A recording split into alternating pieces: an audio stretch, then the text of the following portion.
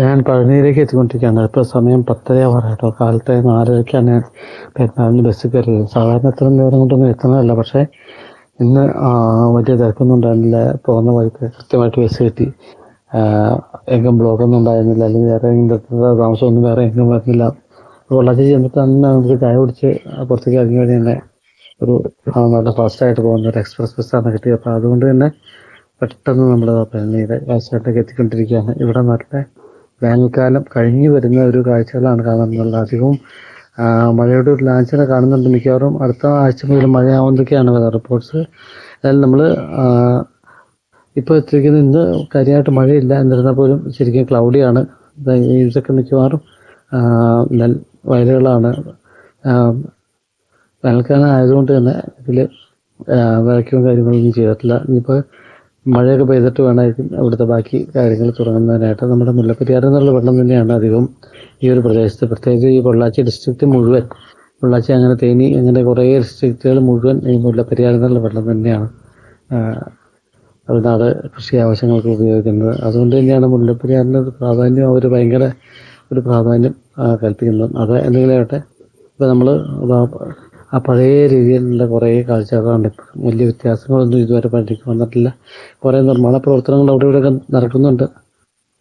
പക്ഷേ ഇത് പഴനിയുടെ ഒരു ഔട്ടർ ഭാഗം ആയതുകൊണ്ട് തന്നെ കുറേ സാധനങ്ങളൊക്കെ ഇവിടെ ഡംപ് ചെയ്ത് കൊടുത്തിട്ടുണ്ട്. തരത്തിലുള്ള കാഴ്ചകളൊക്കെയാണ്.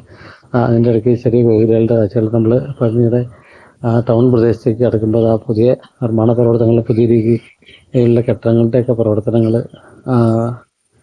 എല്ലാം നടന്നുകൊണ്ടിരിക്കുന്നേ ഉള്ളൂ. അതുപോലെ റോഡ് വീതി കൂട്ടുന്ന പരിപാടികൾ ഇതൊക്കെ നടന്നുകൊണ്ടിരിക്കുകയാണ്. അപ്പോൾ എനിക്ക് ശരിക്കും ഞാൻ ഒരു സൈഡിലിരിക്കുന്നതുകൊണ്ട് കൃത്യമായിട്ടുള്ള വ്യൂ, ഫ്രണ്ടിൽ നിന്നുള്ള വ്യൂ എനിക്ക് കിട്ടുന്നില്ല. കാലത്ത് ഫ്രണ്ടിലാണെങ്കിൽ 1-2 പേര് നിൽക്കുകയൊക്കെ ചെയ്യുന്നുണ്ട്. അപ്പോൾ ആ ഒരു കൃത്യമായിട്ടുള്ള ഒരു വ്യൂ എനിക്ക് കിട്ടുന്നില്ല. ആ ഒരു സൈഡിലെ വ്യൂകൾ മാത്രമേ ഉള്ളൂ. പക്ഷേ എന്നിരുന്നാലും ശരിക്കും അതിരുദ്രം വളർന്നുകൊണ്ടിരിക്കുന്ന ഒരു ക്ഷേത്ര നഗരം തന്നെയാണ് ശരിക്കും ഈ പഴനിയുടെ കാഴ്ചകൾ എന്ന് പറയുന്നത്. നേരത്തെ ഉള്ളതിൻ്റെ ഏകദേശം ഒരു 6-7 മീറ്ററോളം പുറകോട്ട് ഇറങ്ങിയാണ്. അതായത് ആ റോഡിലുള്ള സ്ഥലം വിട്ടിട്ടാണ് ഈ നിർമ്മാണ പ്രവർത്തനങ്ങൾ ഇപ്പോൾ നടന്നുകൊണ്ടിരിക്കുന്നത്. നല്ല രീതിയിൽ തന്നെ നിർമ്മാണ പ്രവർത്തനങ്ങളും നടക്കുന്നുണ്ട്. അപ്പോൾ ഇനി ഇവിടുത്തെ കാഴ്ചകളിലേക്കാണ് നമ്മൾ പോകുന്നത്. മുകളിലേക്ക് ക്യാമറ ഒരുപക്ഷെ കൊണ്ടുപോകാൻ ഉള്ള ഒരു സാധ്യത ഞാൻ കാണുന്നില്ല. മിക്കവാറും എല്ലാം നമ്മൾ താഴെ തന്നെ വച്ചിട്ട് പോകേണ്ടി വരും. അപ്പോൾ അതുകൊണ്ട് പഴനിയുടെ ടൗൺ മാത്രം ഒന്ന് ചുറ്റിക്കാണുക എന്നുള്ളതാണ് ഇന്നത്തെ എൻ്റെ ഒരു ലക്ഷ്യം എന്ന് പറഞ്ഞിട്ടുണ്ടെങ്കിൽ.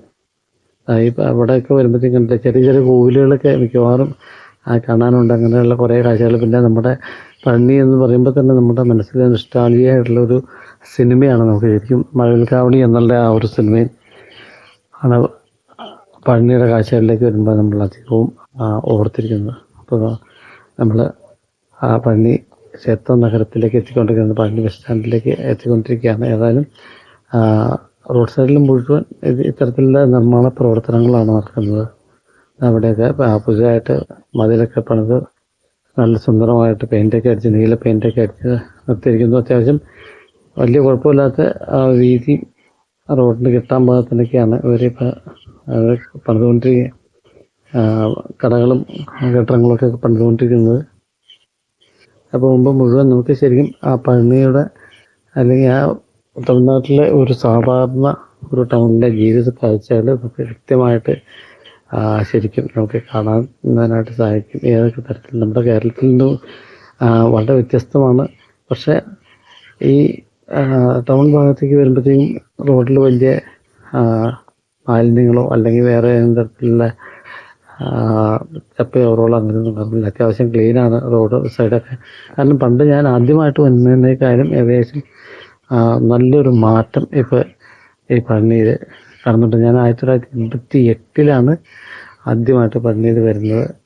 അത് മൂന്നാർ വഴിയായിരുന്നു. അതൊരു യാത്ര തന്നെയായിരുന്നു കേട്ടോ. കോതമംഗലിൽ നിന്ന് 1:45 ബസ്. ഇവിടെ എത്തിയപ്പോഴത്തേ ഏകദേശം 10 മണി ആവാറായിരുന്നു. 8-9 മണിക്കൂറോളം അമ്മ എടുത്തു എന്നുള്ള ആ മൂന്നാർ വഴി വരുമ്പോഴത്തേക്കും. ആ ചിന്നാറ് വഴിയുള്ള ആ ഒരു കാഴ്ചകളൊക്കെ പക്ഷേ രാത്രി ആയതുകൊണ്ട് അന്ന് കൃത്യമായിട്ടുള്ള കാഴ്ചകളൊന്നും ഉണ്ടായിരുന്നില്ല. ഇപ്പോൾ ചിന്നാറ് വഴിക്കാണെങ്കിൽ നല്ല തിരക്കുമായിട്ടുണ്ട്.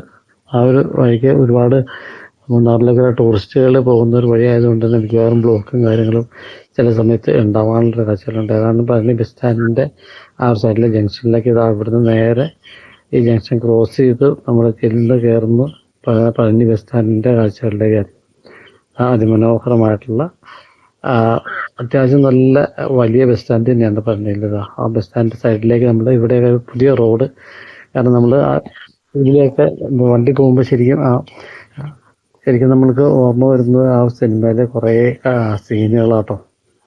ഇവിടെ ഈ ഒരു സ്ഥലം ഈ റോഡിൽ കൂടെയൊക്കെ ചെല്ലുമ്പോഴത്തേക്ക് ഇതൊക്കെ നേരത്തെ വെറും ഇടവഴികൾ പോലത്തെ അല്ലെങ്കിൽ ചെറിയ റോഡുകളായിരുന്നു. അപ്പോൾ അതൊക്കെ വികസിപ്പിച്ച് വലുതാക്കി അത്യാവശ്യം ആൾക്കാർക്ക്, കാരണം ആയിരക്കണക്കിന് ലക്ഷക്കണക്കിന് ഭക്തർ വരുന്ന ഒരു സ്ഥലം കൂടിയാണ് പഴനി. അപ്പോൾ അതുകൊണ്ടുള്ള അവർക്ക് വേണ്ടിയുള്ള എല്ലാ തരത്തിലുള്ള സൗകര്യങ്ങളും അവർക്ക് ഇത് അത്ര വലുതായിട്ടുള്ള ഒരു ബസ് സ്റ്റാൻഡ്, നല്ല അതിമനോഹരമായിട്ടുള്ള ഒരു ബസ് സ്റ്റാൻഡ് തന്നെയാണ് പഴനിയിലേത്.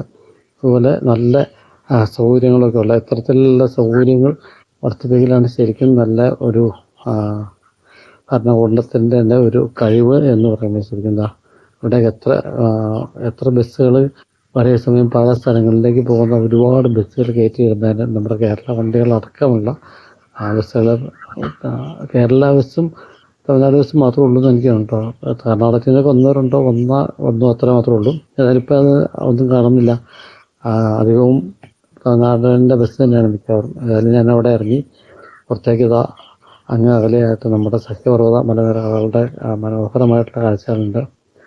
ചെറിയ രീതിയിൽ കോടയൊക്കെ ആയതുകൊണ്ട് തന്നെ കാഴ്ചകളിലേക്ക് ചെറിയ മങ്ങലുണ്ടെങ്കിൽ പോലും ഏതായാലും ഞാൻ ഇറങ്ങി നേരെ അമ്പലത്തിലേക്കുള്ള വഴി നടക്കുകയാണ്. അപ്പോൾ തൊട്ട് മുമ്പിലായിട്ട് ആ പഴനി മലയുടെ കാഴ്ചകളും ഉണ്ട്.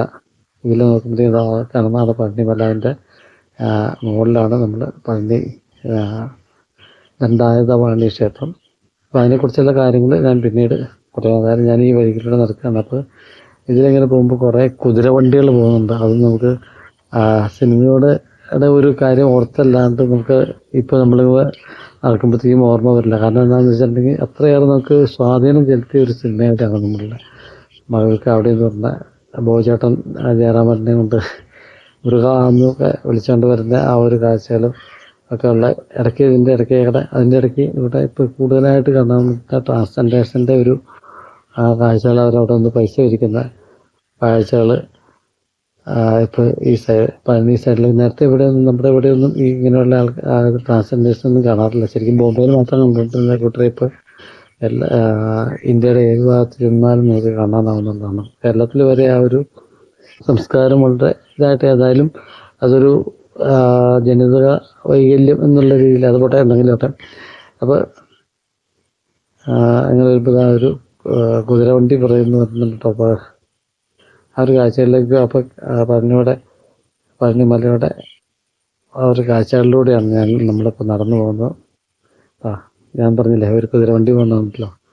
അപ്പോൾ ആ ഒരു വണ്ടി ഇങ്ങോട്ട് വരാനായിട്ട് ഞാനിങ്ങനെ നോക്കിയിരിക്കുമായിരുന്നു. അപ്പോൾ അങ്ങനെ ഞാൻ ഈ കാര്യങ്ങളൊക്കെ ഓർത്തുകൊണ്ട് നേരെ പഴനി മലയുടെ നേർക്ക് നടക്കുകയാണ്. അപ്പോൾ അവിടുത്തെ കാഴ്ചകളിലൂടെയാണ് നമ്മുടെ 2-3 ദിവസത്തെ വീഡിയോകൾ പോകുന്നത്. അപ്പോൾ തൽക്കാലം ഈ ഒരു വീഡിയോയിലെ കാഴ്ചകൾ ഞാനിവിടെ അവസാനിപ്പിക്കുകയാണ്.